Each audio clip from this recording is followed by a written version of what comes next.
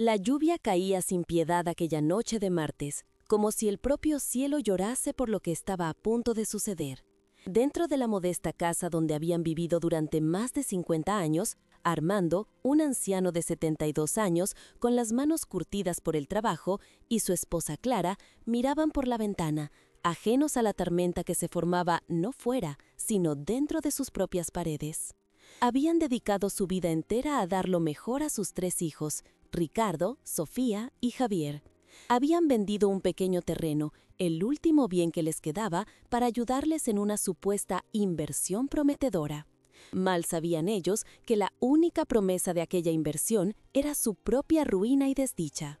El timbre sonó, cortando el silencio de la casa con una estridencia gélida. Eran ellos. Los 3 hijos entraron, no con el cariño que unos padres esperarían, sino con una frialdad que congelaba el alma y presagiada la tragedia. Ricardo, el mayor, un hombre cuya ambición había devorado cualquier rastro de compasión, fue directo al grano, sin rodeos ni una pizca de humanidad en su voz. Sus palabras, afiladas como cuchillos, se preparaban para desgarrar el corazón de quienes le dieron la vida. Aquella noche no traían abrazos, sino una sentencia de destierro.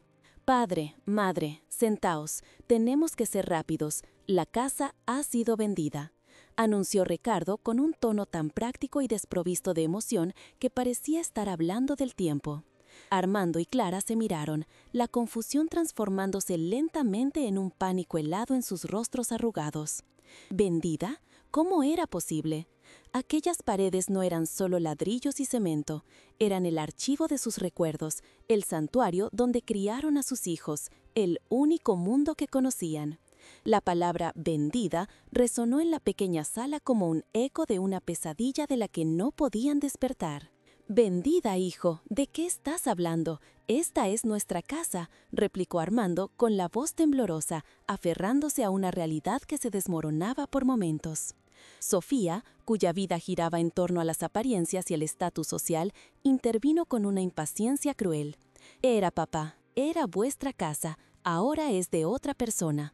Usamos aquel poder notarial que firmaste el mes pasado. Necesitábamos el dinero. Vosotros no entendéis de negocios», sentenció ella, como si la traición fuera una simple transacción financiera, un mal necesario para su propio progreso.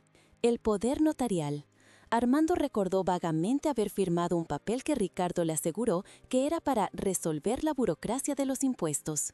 Confió, ciegamente, como solo un padre puede confiar en su propio hijo. La traición se sintió como una daga de hielo clavada en su pecho, girando lentamente, quebrando no solo su confianza, sino su espíritu. Clara, a su lado, comenzó a llorar en silencio, un sollozo ahogado que era más doloroso que cualquier grito, el sonido de un corazón que se rompía sin remedio. «Pero, ¿a dónde vamos a ir? Con esta lluvia, hijos míos, por favor», suplicó Clara, con la voz rota, dirigiendo una última mirada de esperanza a los rostros de quienes había acunado en sus brazos. Pero no había piedad en sus ojos.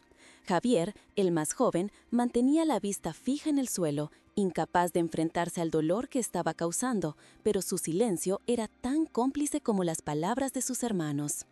Ricardo abrió la puerta principal, dejando que el viento furioso y la lluvia torrencial invadieran la sala, como un presagio de la oscuridad que les esperaba fuera. «Tenéis 5 minutos para coger lo imprescindible.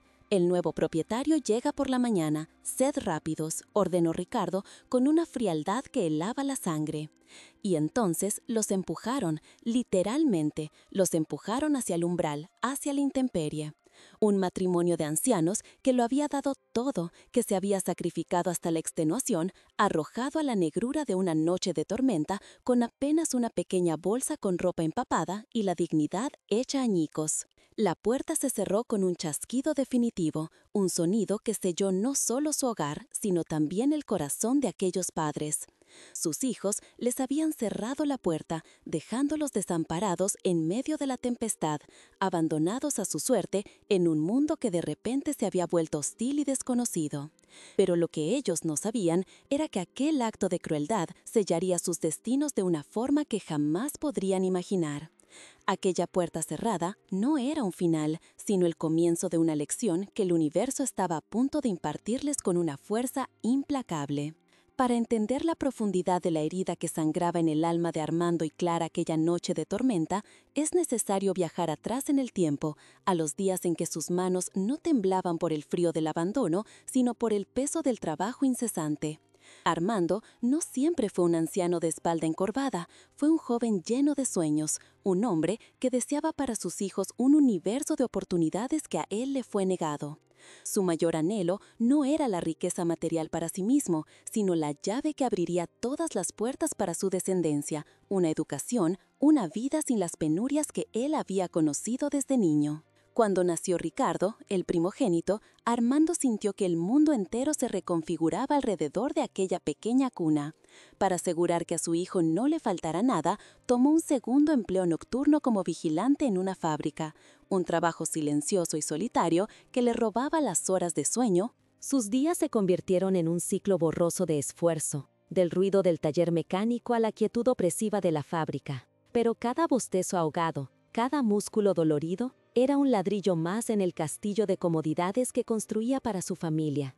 Clara, por su parte, era el corazón silencioso de aquel hogar, una mujer cuya fortaleza no se medía en gritos, sino en la constancia de su amor. Cuando nació Sofía y los gastos se duplicaron, Clara tomó una decisión que le desgarró el alma. Sin decirle nada a Armando para no añadirle más preocupaciones, vendió en secreto el único tesoro que poseía, un collar de perlas que había pertenecido a su abuela. Recordaba el frío del mostrador en la joyería, el peso de la ausencia en su cuello, pero lo cambió sin dudar por los libros escolares y los zapatos nuevos para sus hijos. La llegada de Javier, el más pequeño, completó la familia, pero también llevó sus finanzas al límite. Fue entonces cuando Armando vendió su bien más preciado, una vieja motocicleta que era su única vía de escape, su único capricho. La usaba los domingos por la mañana para sentir el viento en la cara. Un breve instante de libertad antes de volver a sumergirse en la rutina del sacrificio. El dinero de aquella venta sirvió para pagar una inesperada factura médica de Javier, y Armando nunca más volvió a sentir esa libertad, pero ver a su hijo sano era una recompensa infinitamente mayor. Los años pasaron como un suspiro cargado de trabajo. Las manos de Armando, que una vez fueron ágiles y soñaron con tocar la guitarra, se convirtieron en un mapa de callos, cortes y cicatrices. Eran manos que habían reparado miles de coches ajenos para que sus hijos pudieran tener el suyo propio. Manos que habían levantado pesos para que ellos no tuvieran que cargar con nada. Eran las manos de un padre que había renunciado a todo por ellos, un sacrificio grabado en cada arruga de su piel. Clara envejeció entre fogones y máquinas de coser. Pasaba las noches en vela, no por insomnio, sino remendando uniformes escolares para que parecieran nuevos, o preparando almuerzos para el día siguiente, asegurándose de que sus hijos siempre tuvieran la mejor comida, aunque ella y Armando a menudo se conformaran con lo más sencillo. Su amor era un tejido invisible que envolvía a la familia, un calor constante que los niños daban por sentado, sin comprender jamás el coste de cada hilo.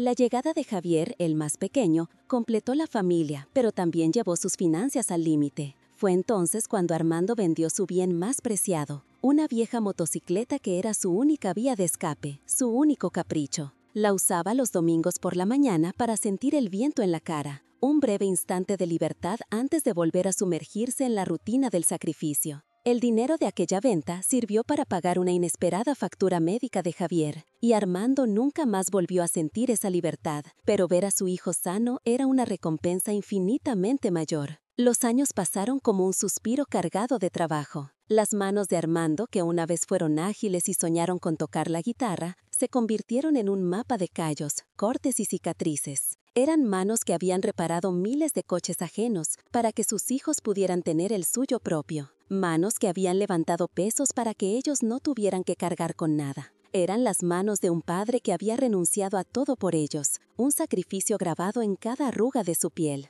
Clara envejeció entre fogones y máquinas de coser. Pasaba las noches en vela, no por insomnio, sino remendando uniformes escolares para que parecieran nuevos, o preparando almuerzos para el día siguiente, asegurándose de que sus hijos siempre tuvieran la mejor comida, aunque ella y Armando a menudo se conformaran con lo más sencillo. Su amor era un tejido invisible que envolvía a la familia, un calor constante que los niños daban por sentado, sin comprender jamás el coste de cada hilo. Ellos recordaban su infancia como una época feliz, llena de regalos de cumpleaños y vacaciones modestas en la playa. No recordaban, sin embargo, las horas extra que su padre tuvo que trabajar para pagar aquel viaje, ni las joyas de la familia que su madre tuvo que vender para comprarles la bicicleta de moda. Su memoria, selectiva y egoísta, había borrado el rastro del sudor y las lágrimas que habían cimentado su felicidad, dejando solo el recuerdo del privilegio que creían merecer. La primera señal de la grieta que se abriría en la familia llegó cuando Ricardo entró en la universidad.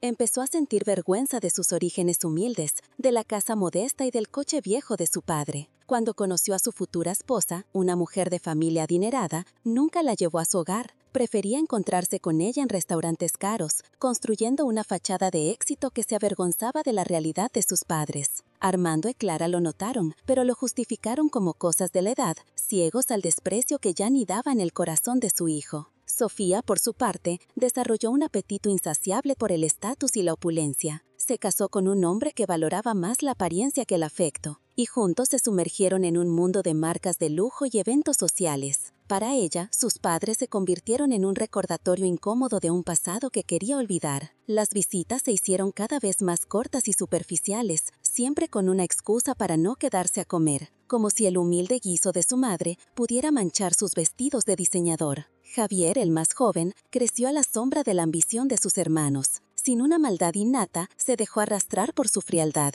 y su discurso de que sus padres eran una carga, un ancla que les impedía navegar hacia las aguas del éxito financiero. Su silencio se convirtió en complicidad, su ausencia en una forma pasiva de abandono, quizás la más dolorosa de todas, porque nacía no del odio, sino de la más absoluta indiferencia. Armando y Clara veían cómo sus hijos se transformaban en extraños. Veían los coches de lujo en los que llegaban, como el flamante BMW de Ricardo o el descapotable de Sofía, que aparcaban lejos de la entrada, como si temían que la pobreza de la calle se contagiara. Escuchaban sus conversaciones sobre inversiones, viajes a destinos exóticos y cenas en restaurantes con estrellas Michelin, un lenguaje de un mundo al que ellos no solo no pertenecían, sino del que eran activamente excluidos. Aún así, su amor de padres era incondicional, una fuente inagotable de perdón y esperanza. Creían que bajo aquella capa de materialismo, sus hijos seguían siendo los niños a los que habían criado. Por eso, cuando Ricardo les habló de la inversión prometedora, una promesa única para multiplicar su dinero y asegurarles una vejez dorada, Armando no lo dudó ni un segundo. La idea de que su hijo, su exitoso Ricardo, quisiera cuidar de ellos le llenó el corazón de un orgullo inmenso. El día que firmó aquel poder notarial, Armando se sintió el padre más afortunado del mundo.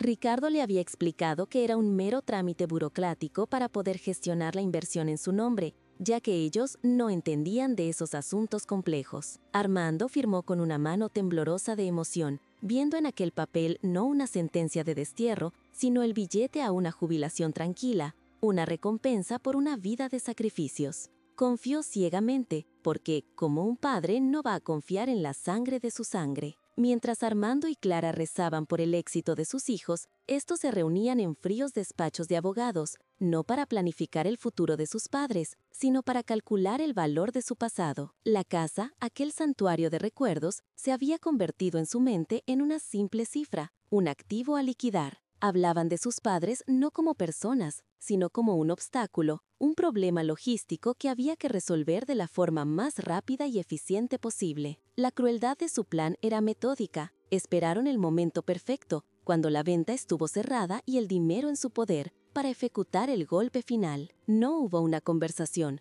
no hubo una explicación compasiva, solo una sentencia fría y un desalojo brutal. La tormenta de aquella noche no fue una coincidencia, sino el escenario perfecto que ellos eligieron para añadir una capa más de humillación a su traición, asegurándose de que sus padres se sintieran tan pequeños y desamparados como fuera posible. El frío que sintió Armando en sus huesos al ser arrojado a la calle no era solo por la lluvia, era el frío cortante de la ingratitud, un hielo que se le metió en el alma y amenazaba con congelar los últimos vestigios de su fe en la humanidad. Había dedicado 60 años de su vida a construir un hogar, no de ladrillos, sino de amor incondicional, y en apenas 5 minutos, sus propios hijos lo habían demolido sin piedad. Mirando el rostro de Clara, bañado en lágrimas que se confundían con la lluvia, Armando comprendió la verdadera naturaleza de la pobreza. No era la falta de dinero, sino la ausencia de amor. Habían sido ricos, inmensamente ricos en afecto, y ahora eran los seres más desdichados del planeta,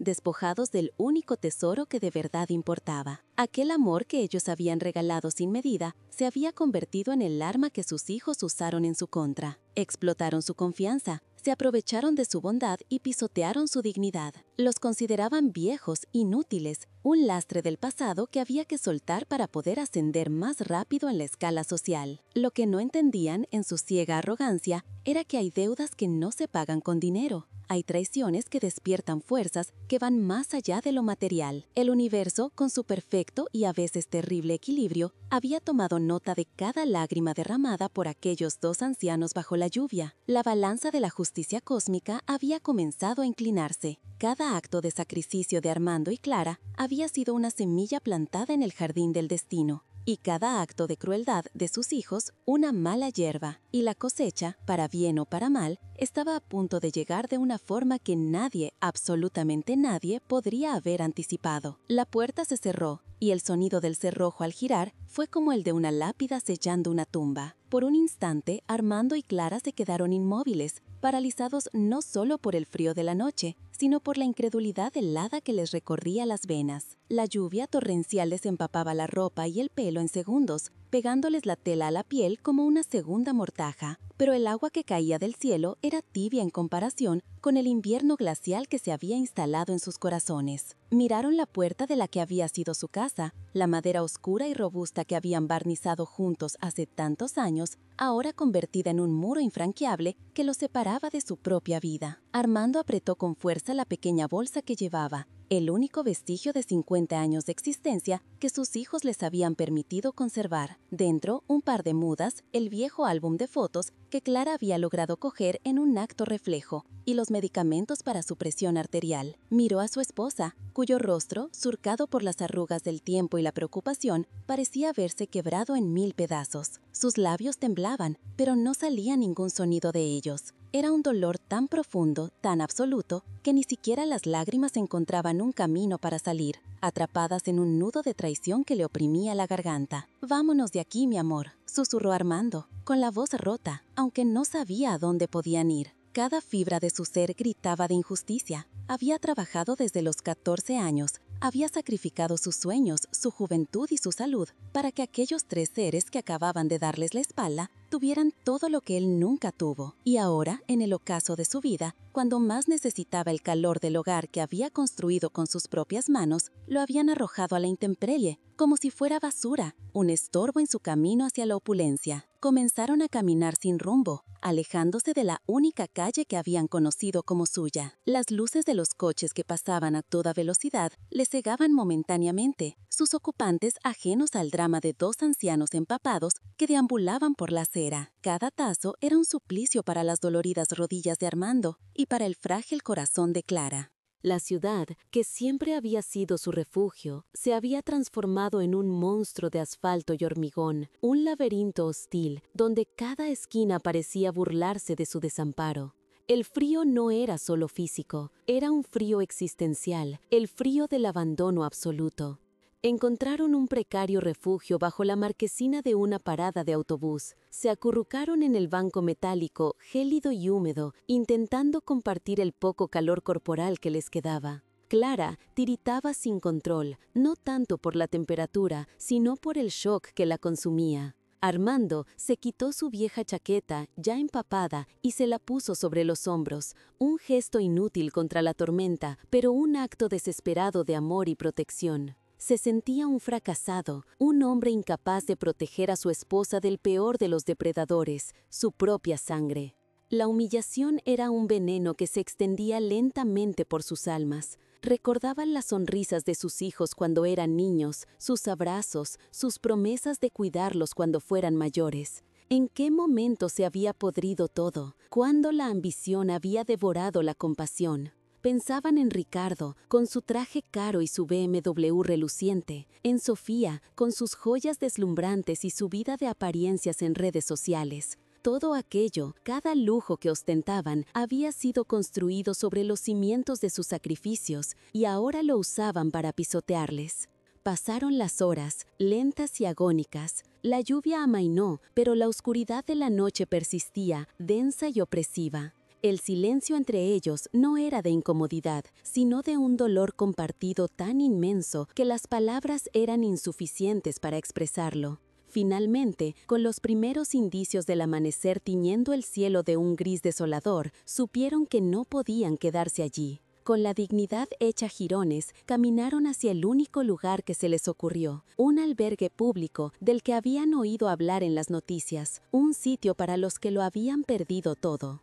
El albergue olía a desesperanza y a desinfectante barato. Les dieron una sopa caliente que apenas pudieron probar y les asignaron 2 catres en un dormitorio común, separados por un pasillo lleno de rostros anónimos marcados por la tragedia. Esa noche, Armando no durmió. Tumbado en la oscuridad, escuchando los ronquidos y los sollozos ahogados de extraños, repasó su vida una y otra vez. ¿Dónde se había equivocado? Su único error, concluyó con una amargura infinita, había sido amar demasiado, confiar ciegamente en quienes llevaban su apellido.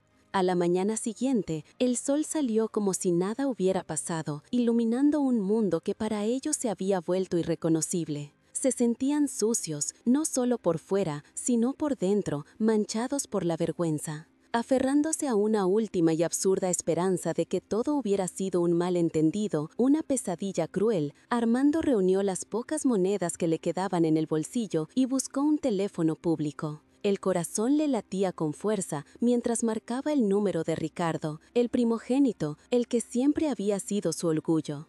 El teléfono sonó 1, 2, 3 veces, y entonces saltó el buzón de voz. La voz grabada de Ricardo, profesional y distante, sonó como una bofetada. Lo intentó con Sofía. El resultado fue el mismo. Finalmente, con un nudo en la garganta, marcó el número de Javier, el más joven, el que al menos había mostrado una sombra de duda en su mirada. El teléfono ni siquiera sonó. Le había bloqueado. La realización fue brutal, definitiva. No había sido un error, había sido una ejecución. Fue en ese instante, en el punto más bajo de su existencia, cuando se sintió completamente aplastado por el peso del mundo, que un recuerdo lejano emergió de las profundidades de su mente. Miguel, su amigo de la juventud, casi un hermano, con quien había perdido el contacto hacía más de una década. Miguel se había convertido en un abogado de prestigio. Era una posibilidad remota, una súplica lanzada al vacío, pero era lo único que les quedaba.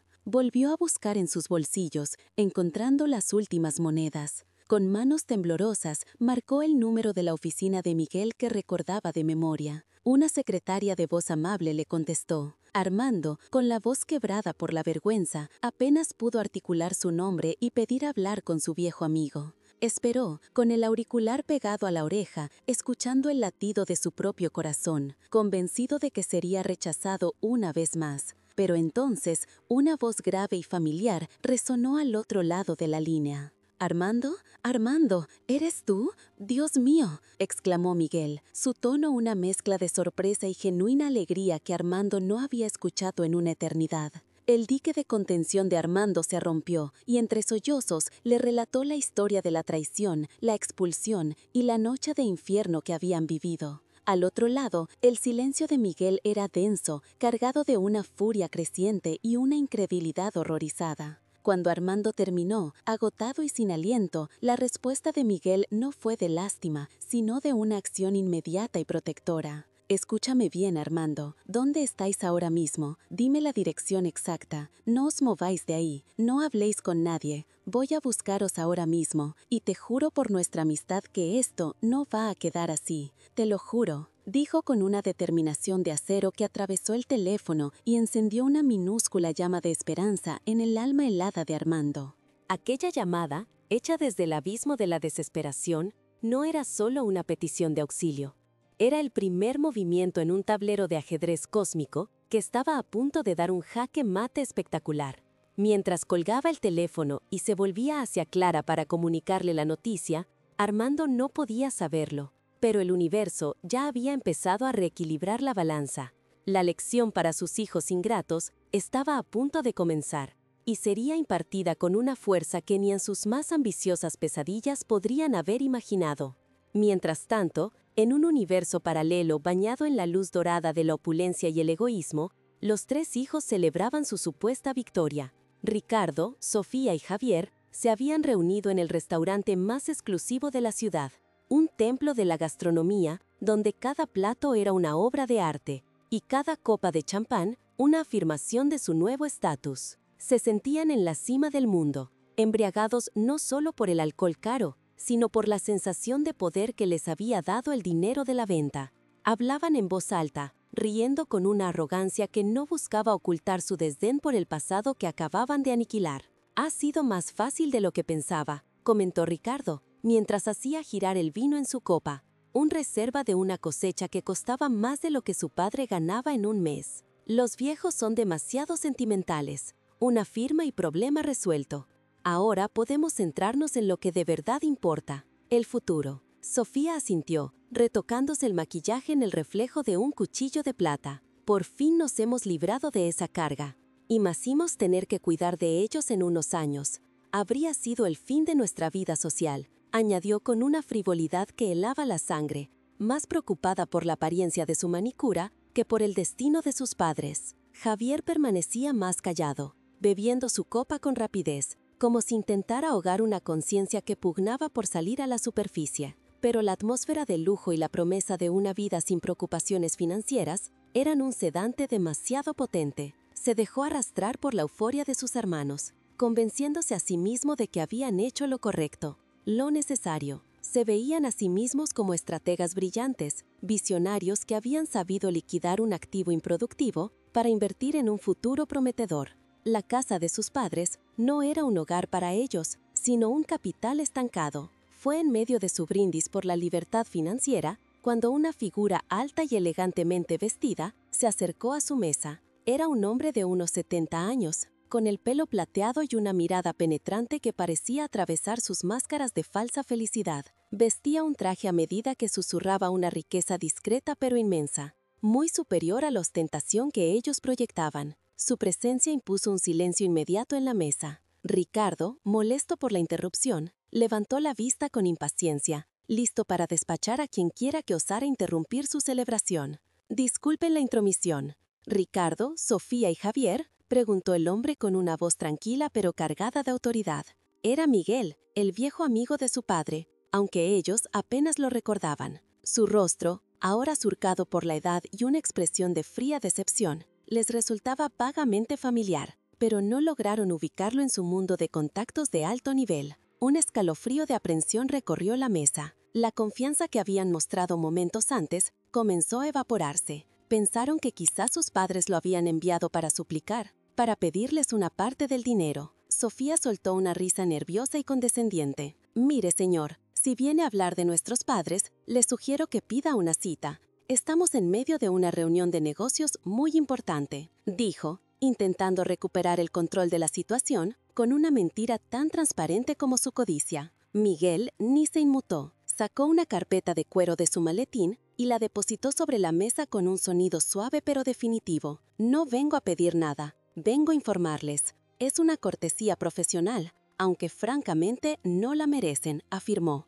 y sus ojos se clavaron en cada uno de ellos, desnudando su mezquindad sin esfuerzo. Abrió la carpeta, revelando una serie de documentos legales que parecían fuera de lugar entre los platos de alta cocina y las copas de cristal. El ambiente festivo se había transformado en la antesala de un juicio. «Hace 2 días», comenzó Miguel, con una calma deliberada que aumentaba la tensión, «mientras vosotros ejecutabais vuestro deplorable plan, yo estaba finalizando los últimos trámites de un asunto de suma importancia para vuestro padre, un asunto del que él mismo no tenía conocimiento hasta esta mañana». Los 3 hermanos se miraron, la confusión mezclándose con una creciente ansiedad.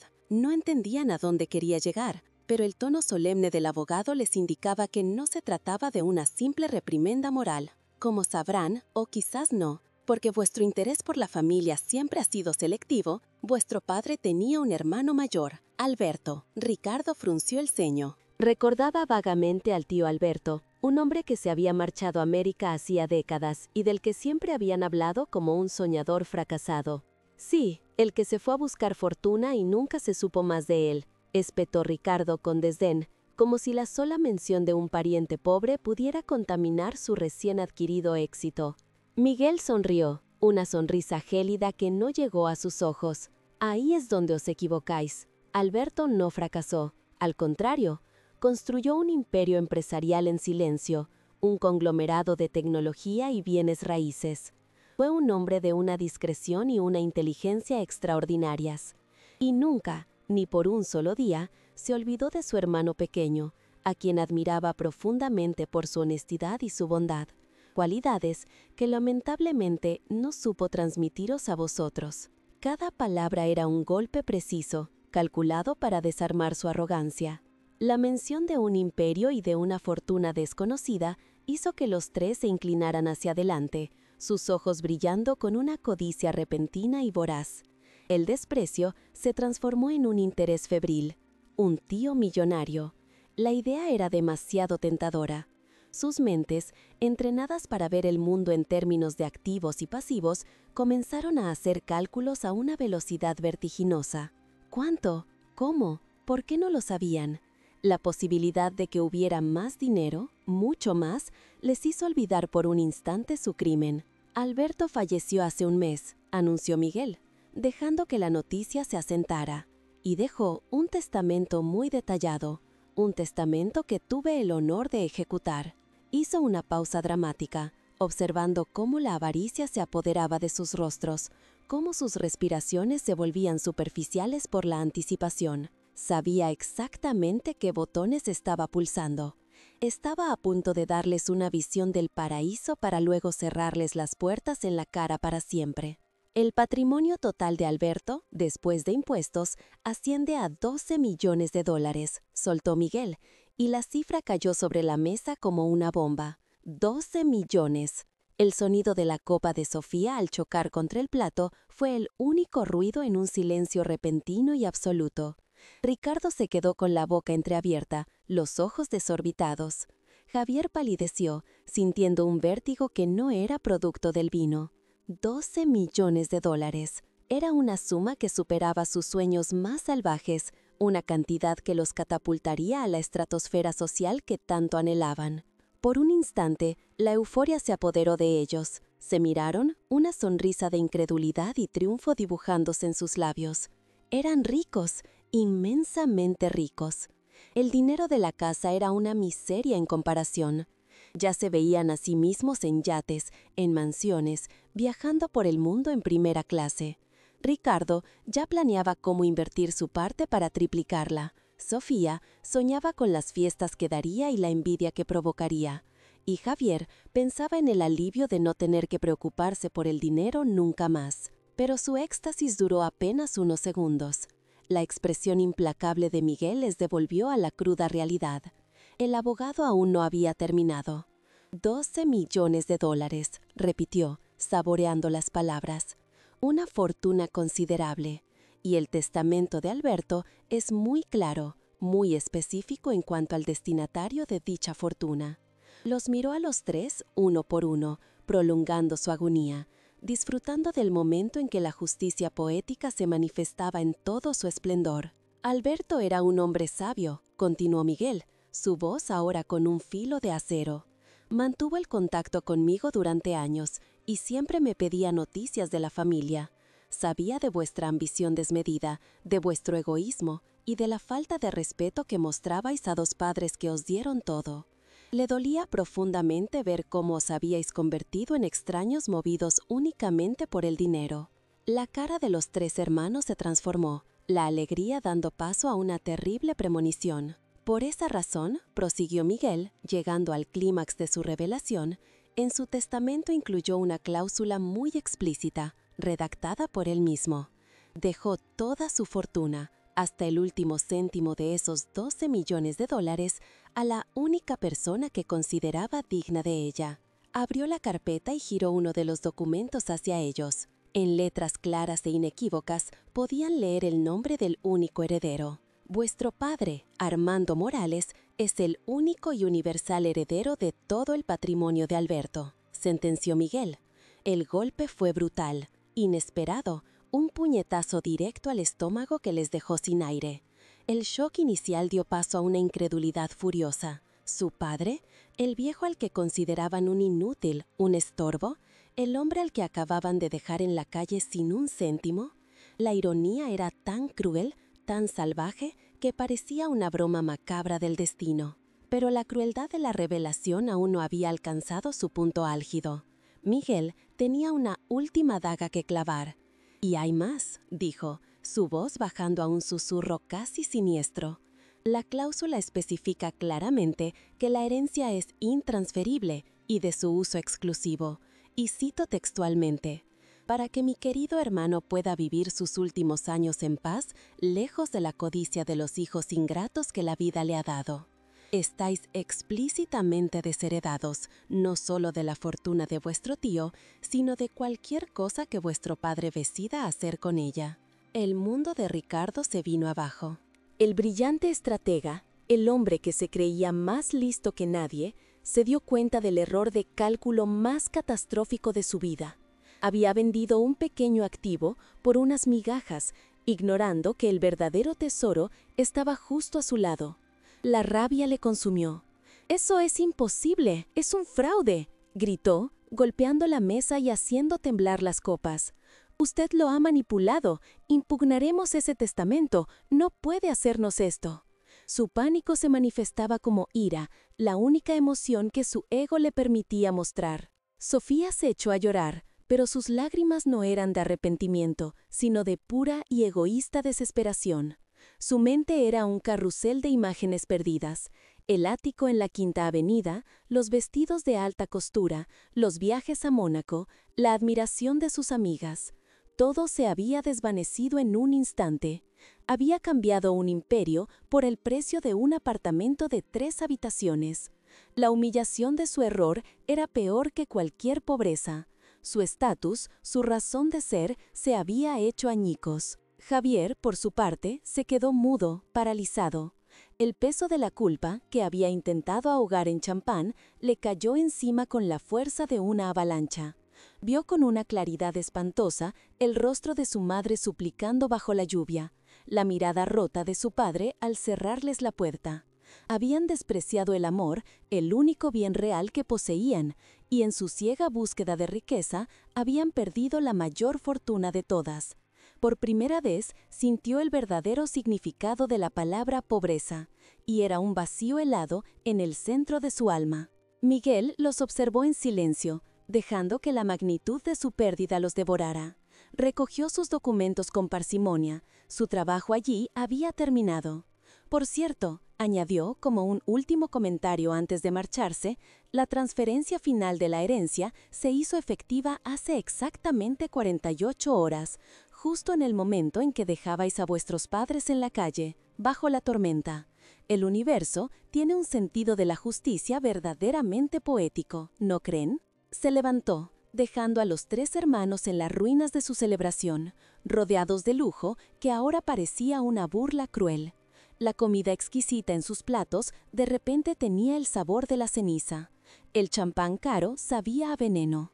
Habían querido asegurarse un futuro de opulencia, pero con su propio acto de crueldad habían firmado su sentencia a una vida de arrepentimiento y miseria, persiguiendo para siempre el fantasma de la fortuna que habían tenido al alcance de la mano y que habían perdido por no saber ver el verdadero valor de un padre. La noticia de la ruina cayó sobre los 3 hermanos como una losa de granito. El supuesto negocio del siglo, en el que habían invertido el dinero de la casa, resultó ser un castillo de naipes, una estafa orquestada con una precisión diabólica que no solo se tragó cada céntimo de la venta, sino que los dejó ahogados en deudas impagables. De la noche a la mañana, el futuro brillante que habían vislumbrado se convirtió en un abismo oscuro y aterrador. Fue en medio de este naufragio financiero cuando el rumor, al principio increíble y luego tortuosamente insistente, llegó a sus oídos. la fortuna de su padre. $12 millones. La cifra era una burla, una daga de sal girando en la herida de su sola estupidez. La desesperación, una bestia que no conocían, se apoderó de ellos con una ferocidad inaudita. La arrogancia se disolvió, reemplazada por un pánico primario. Movidos por el último instinto que les quedaba, el de la avaricia, localizaron a sus padres. La dirección que les dieron no era la de un modesto apartamento ni la de una residencia de ancianos, sino la de la suite presidencial del hotel más lujoso de la ciudad, un palacio de mármol y cristal, donde una sola noche costaba más de lo que ellos habían ganado en un año. El contraste entre su inminente miseria y aquel santuario de opulencia era tan violento que les robó el aliento antes incluso de cruzar las puertas giratorias. Los encontraron en el salón principal del hotel, un espacio grandioso con techos altísimos, candelabros de cristal que parecían constelaciones y un suave murmullo de conversaciones civilizadas sobre el delicado sonido de un piano de cola. Y allí, sentados en 2 sillones de terciopelo junto a un ventanal que ofrecía una vista panorámica de la ciudad, estaban Armando y Clara. La transformación era tan profunda que por un instante dudaron de que fueran ellos. La fragilidad había sido reemplazada por una serenidad imponente, el abatimiento por una dignidad tranquila. Ya no eran los ancianos desamparados que habían arrojado a la tormenta. Armando vestía un traje de lino de corte impecable que le sentaba como si hubiera nacido para llevarlo. No había ostentación en su atuendo, solo una elegancia discreta que hablaba de un nuevo respeto por sí mismo. A su lado, Clara lucía un sencillo vestido de seda marfil y un collar de perlas, no el que había vendido por ellos, sino uno nuevo, cuyas gemas brillaban con una luz suave, como pequeñas lunas que reflejaban su nueva encontrada paz interior. Sostenían 2 tazas de porcelana y la forma en que sus manos, ahora firmes, las sujetaban, hablaban de un mundo que había vuelto a encontrar su eje. Los 3 hermanos se detuvieron en seco en el umbral del salón, su propia apariencia una parodia grotesca en medio de tanto refinamiento.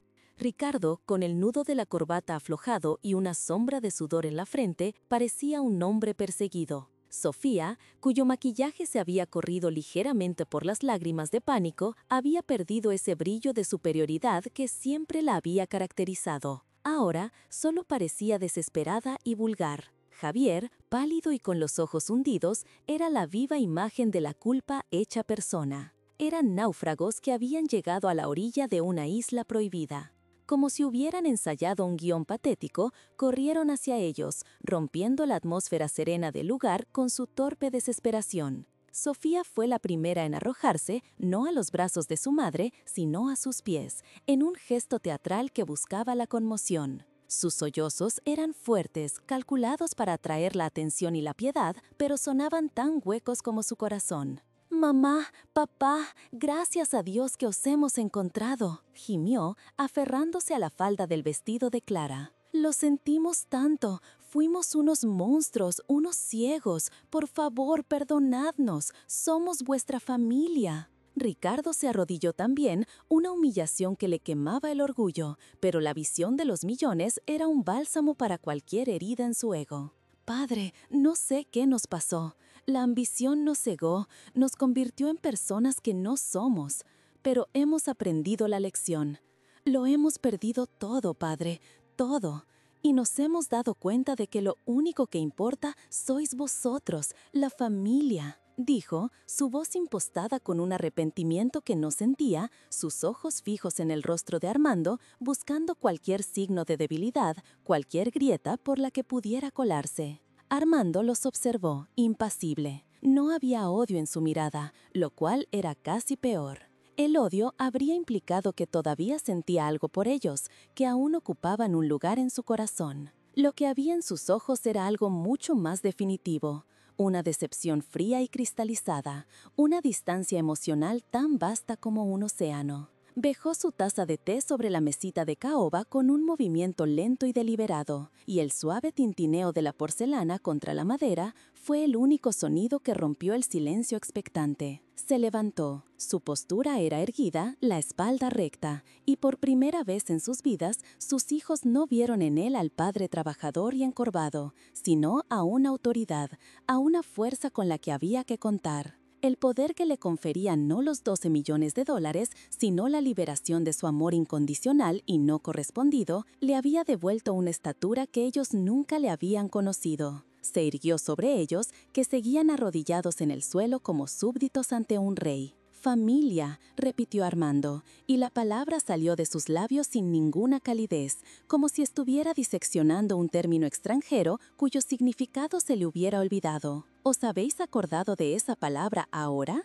Ahora que vuestro brillante negocio se ha hundido y habéis descubierto que vuestro viejo y estúpido padre es millonario. ¡Qué curiosa coincidencia! Vuestra memoria es tan selectiva como vuestro afecto. Su voz era tranquila, casi un susurro, pero cada sílaba era un martillazo en el clavo de su hipocresía. Clara, que había permanecido en silencio, retiró suavemente su vestido de las manos de Sofía. No dijo nada, pero su gesto fue de una finalidad absoluta. Era un rechazo sereno pero inquebrantable, la acción de una mujer que había llorado todas sus lágrimas y que ya no tenía nada más que ofrecer a quien le había causado tanto dolor. Su silencio era un veredicto más aplastante que cualquier acusación a gritos. «La herencia es real», continuó Armando, mirando por encima de sus cabezas como si se dirigiera a un público invisible. «Mi hermano Alberto fue un hombre mucho más sabio de lo que nadie nunca supo, y su última voluntad,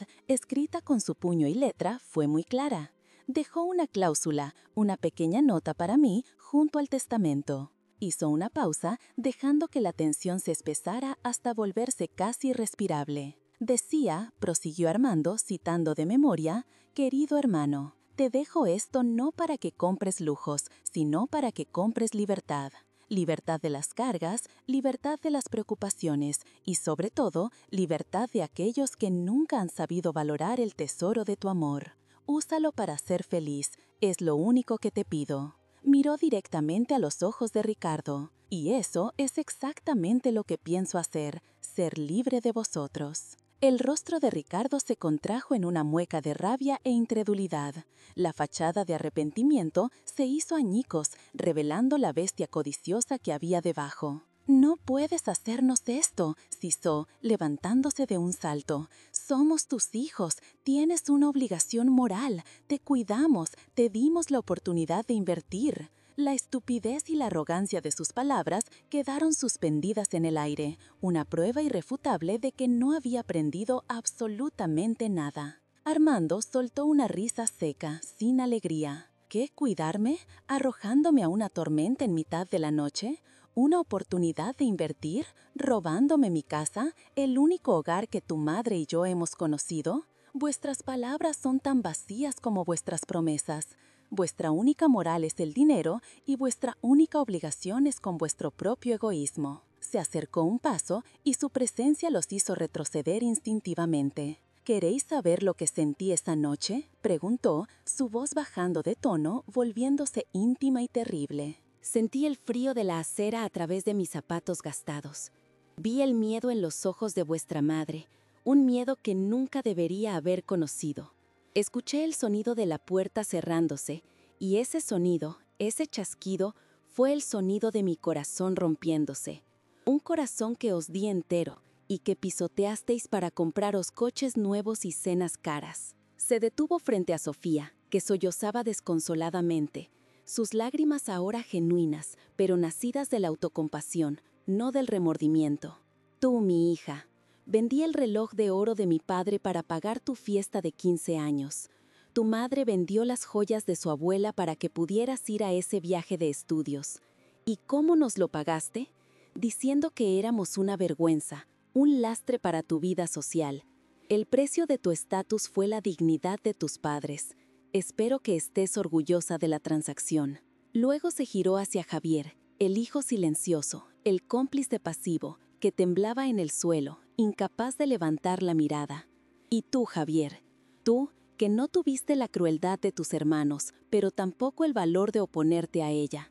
Tu silencio fue el peor de los venenos, porque mientras ellos me apuñalaban por delante, tú sostenías la daga por detrás. Tu indiferencia me dolió más que su odio, porque el odio al menos es una pasión. Lo tuyo fue simplemente nada. La humillación en el salón era total. Los otros huéspedes del hotel fingían no mirar, pero el drama era demasiado ignorado para ser ignorado. Los tres hermanos, que siempre se habían sentido el centro del universo, ahora eran el centro de un espectáculo de su propia y vergonzosa creación. Estaban desnudos, expuestos en su mezquindad, despojados de todas sus mentiras por la simple y llana verdad. Ricardo, en un último y desesperado intentó apelar a la lógica, la única herramienta que conocía. Padre, piénsalo bien, 12 millones es demasiado dinero para 2 personas mayores. No sabréis qué hacer con él. Nosotros podemos gestionarlo, invertirlo, hacerlo crecer, para la familia, para el futuro. La palabra familia volvió a salir de su boca, ahora sonando obscena. Fue Clara quien respondió esta vez. Su voz, aunque suave, cortó el aire como el filo de un diamante. Se levantó y se puso al lado de su marido, formando un frente unido e inexpugnable. «Ya sabemos exactamente qué hacer, hijo», dijo, y era la primera vez que se dirigía a ellos. «Vamos a aprender a ser felices, un concepto que vosotros, en vuestra carrera por tener más, nunca habéis entendido». Armando asintió, tomando la mano de su esposa. El contacto de su piel le dio la fuerza final que necesitaba. «La herencia de mi hermano fue clara», repitió, su voz ahora con un tono de finalidad absoluta, como un juez dictando sentencia. «Nada para vosotros, ni un céntimo, no por venganza, sino por justicia, y por respeto a la última voluntad de un hombre bueno». Se dio la vuelta, listo para marcharse, pero se detuvo y añadió una última cosa, no para ellos, sino para sí mismo, como si cerrara el último capítulo de un libro doloroso. «Por cierto, he comprado el edificio donde Ricardo tiene su oficina, y el banco que está a punto de ejecutar la hipoteca de la casa de Sofía. No os preocupéis, no voy a hacer nada. Simplemente disfrutaré viendo cómo el universo os devuelva exactamente lo que sembrasteis. Se llama karma, creo». Y con esa última palabra, Armando y Clara se alejaron. Caminaron a través del opulento salón, con la cabeza alta, sin mirar atrás ni una sola vez. Dejaron a sus 3 hijos arrodillados sobre la alfombra persa, ahogados en la ruina y la vergüenza que ellos mismos habían fabricado. Habían venido a suplicar por una fortuna, pero se marcharon habiendo perdido lo único de valor que les quedaba, la más remota posibilidad del perdón de sus padres. Las palabras de Armando cayeron sobre sus hijos como una sentencia final, y el silencio que dejaron a su paso fue más atronador que cualquier grito.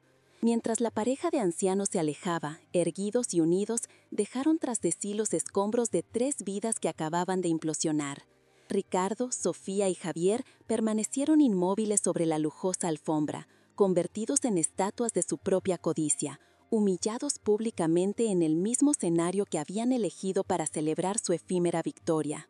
Los murmullos del piano y las conversaciones discretas a su alrededor se reanudaron, pero para ellos el mundo se había quedado mudo, sordo a sus súplicas. La caída de Ricardo fue un espectáculo de justicia poética en cámara lenta. Tal como Armando había prometido, al día siguiente recibió la llamada que fulminó su carrera. No fue un simple despido, fue una aniquilación profesional. Armando, como nuevo dueño de la empresa, se aseguró de que la noticia de su traición filial se filtrara en los círculos correctos. Nadie quería contratar a un hombre que había demostrado ser capaz de devorar a su propia familia por dinero. Su reputación, construida sobre una fachada de ambición implacable, se convirtió en su epitafio. Su esposa, aquella mujer que lo había elegido por su prometedor ascenso y por el brillo de su BMW, no tardó en abandonarlo. La ruina financiera era una enfermedad que ella no estaba dispuesta a contraer. Lo dejó con una crueldad quirúrgica, no sin antes recordarle que se había casado con un ganador, no con el fracasado en que se había convertido. Se encontró solo, en un apartamento alquilado minúsculo, con el eco de sus deudas como única compañía, comprendiendo demasiado tarde que la única inversión que de verdad importaba era la que había despreciado. Para Sofía, la catástrofe fue social, un veneno que actuó con una rapidez letal. La historia de cómo trató a sus padres se convirtió en el chisme más jugoso de la alta sociedad que tanto se esforzaba por impresionar. Sus amigas, cuyas sonrisas eran tan falsas como sus follas, le dieron la espalda. Fue expulsada de sus clubes exclusivos, borrada de las listas de invitados y convertida en una paria. Su nombre, antes sinónimo de elegancia y estatus, ahora era un susurro de desprecio en las fiestas a las que ya no era bienvenida. Su marido, un hombre cuya existencia entera se basaba en la percepción pública, no pudo soportar la vergüenza. El divorcio fue rápido y brutal, despojándola de la mansión, de los coches de lujo y del apellido que le había abierto todas las puertas. Se vio obligada a vender sus vestidos de diseñador y sus bolsos de marca para sobrevivir, cada venta un doloroso recordatorio de la vida opulenta que había perdido. Se encontró sola, rodeada de objetos caros que ya no tenían valor, descubriendo el vacío existencial que se escondía detrás de su obsesión por las apariencias. Javier, por su parte, experimentó la más silenciosa y quizá la más profunda de las caídas. Su castigo no vino de fuera, sino de dentro. El recuerdo del rostro de su madre bajo la lluvia y la mirada rota de su padre se convirtieron en fantasmas que lo atormentaban día y noche. La culpa se lo comió vivo, pudriendo su alma desde el interior. Perdió su trabajo, no por un acto de su padre, sino porque la depresión le impidió levantarse de la cama. Se aisló del mundo, atrapado en un purgatorio de remordimiento, pagando el precio de su cobardía con cada segundo de su solitaria existencia. Mientras sus hijos se ahogaban en las consecuencias de sus actos, Armando y Clara comenzaron a construir su nueva vida.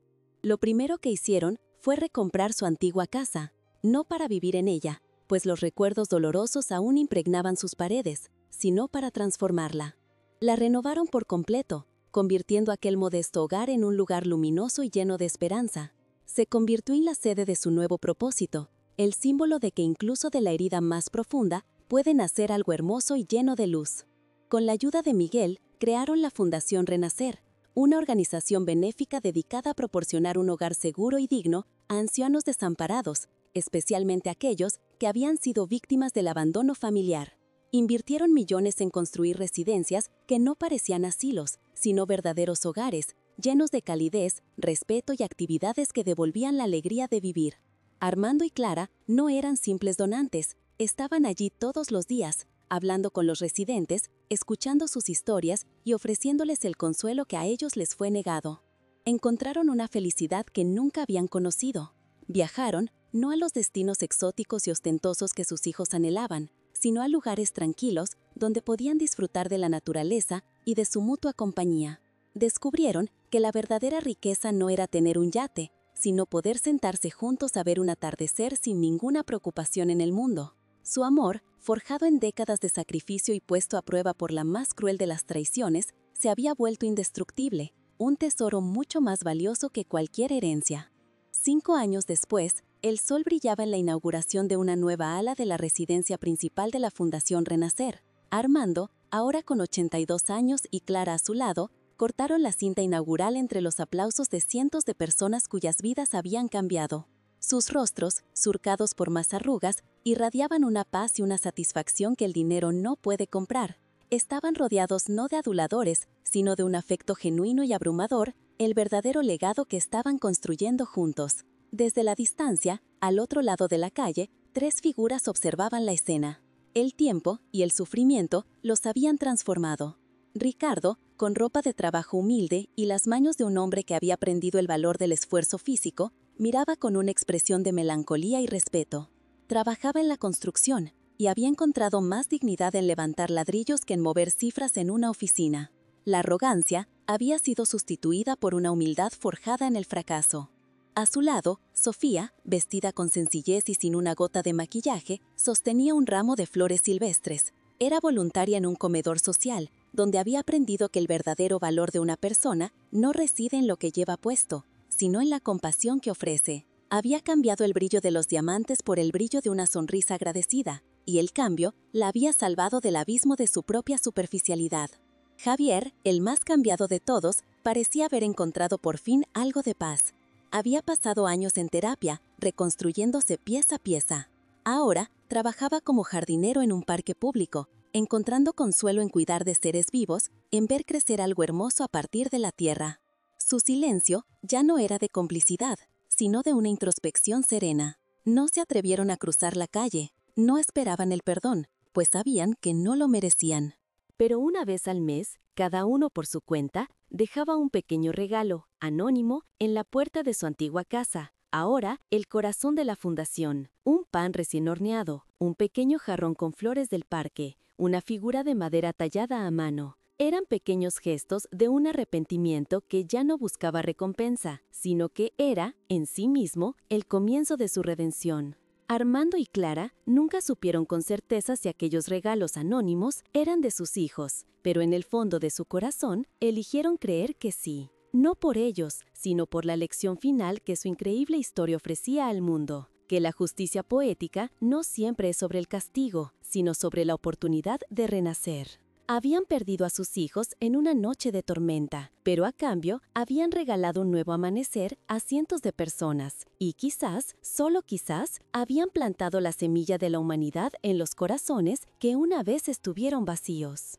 Así llegamos al final de este viaje, un camino que comenzó en la oscuridad de una noche de tormenta y culminó en la serena luz de un nuevo amanecer. La historia de Armando y Clara no es solo el relato de una traición, sino un poderoso testamento sobre la resiliencia del espíritu humano. Nos enseña que incluso cuando somos arrojados al abismo más profundo, cuando el frío del abandono amenaza con congelar nuestra alma, siempre existe la posibilidad de renacer. Ellos transformaron su dolor más insondable en un propósito, demostrando que la verdadera fuerza no reside en la ausencia de heridas, sino en la capacidad de sanarlas y convertirlas en una fuente de bien para los demás. Esta narración nos obliga a confrontar una verdad universal y a menudo olvidada en nuestro mundo materialista. La verdadera riqueza no se cuenta en billetes, ni se mide en propiedades o coches de lujo. El verdadero tesoro, el único que perdura más allá del tiempo y de la fortuna, es el amor incondicional, el respeto y la gratitud que ofrecemos a quienes nos dieron la vida. Ricardo, Sofía y Javier persiguieron un espejismo de opulencia, creyendo que el dinero podría comprarles la felicidad y el estatus, pero en su ciega carrera pisotearon la única fortuna real que poseían, una que no tenía precio y que una vez perdida no podía ser recuperada. Lo que vivieron los tres hermanos no fue un simple golpe de mala suerte, sino la manifestación perfecta de la justicia poética, esa ley no escrita del universo que asegura que cada uno cosecha lo que siembra. Su caída no fue orquestada por una fuerza externa, sino que fue el resultado directo de sus propias decisiones. La codicia fue la semilla, la crueldad el abono y la ruina la inevitable cosecha. Su historia es un recordatorio implacable de que cada acto de desprecio, cada palabra de desdén hacia nuestros mayores es una deuda que, tarde o temprano, la vida se encarga de cobrar con intereses.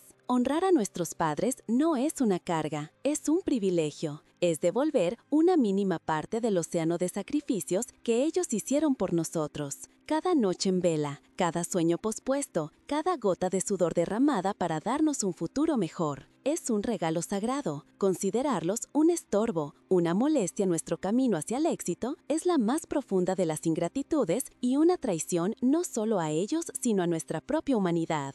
Armando y Clara no pedían lujos ni riquezas, solo anhelaban el calor de una familia por la que lo habían dado todo. Y sin embargo, incluso en la más oscura de las caídas, puede existir una chispa de redención. El castigo de los hijos no fue meramente punitivo, fue una lección brutal pero necesaria. Despojados de su arrogancia y de sus posesiones materiales, se vieron obligados a enfrentarse al vacío de sus propias almas. Aquellos pequeños regalos anónimos dejados en el umbral de su antiguo hogar no eran un intento de comprar el perdón, sino el tímido florecer de un arrepentimiento genuino, el primer paso en un largo camino para reconstruir la humanidad que habían perdido. La victoria final de Armando y Clara no fue ver a sus hijos humillados, sino encontrar un propósito más grande que su dolor. Al crear la Fundación Renacer, no solo se vengaron de la injusticia, sino que la trascendieron. Utilizaron su nueva fortuna no para rodearse de lujos vacíos, sino para construir un legado de compasión y esperanza, asegurándose de que su sufrimiento sirviera para aliviar el de muchos otros. Esa es la verdadera alquimia del espíritu, convertir el plomo de la tragedia en el oro de la bondad. Que esta historia resuene en nuestros corazones y nos sirva como un faro. Nos recuerda que debemos valorar a nuestros seres queridos mientras los tenemos, que un abrazo sincero vale más que cualquier herencia y que el respeto es el cimiento sobre el que se construye cualquier familia verdadera. Porque al final del día, cuando las luces de la ambición se apagan, lo único que nos queda es el calor de las relaciones que hemos cultivado y el amor que hemos sido capaces de dar y recibir. Si esta historia ha tocado tu corazón, no te olvides de darle me gusta y suscribirte a nuestro canal. Cuéntanos en los comentarios, ¿crees en las segundas oportunidades? ¿Cuál ha sido la lección más importante que has aprendido con esta historia? Te invitamos a ver el siguiente video que aparece en la pantalla, con otra historia emocionante que te llegará al corazón.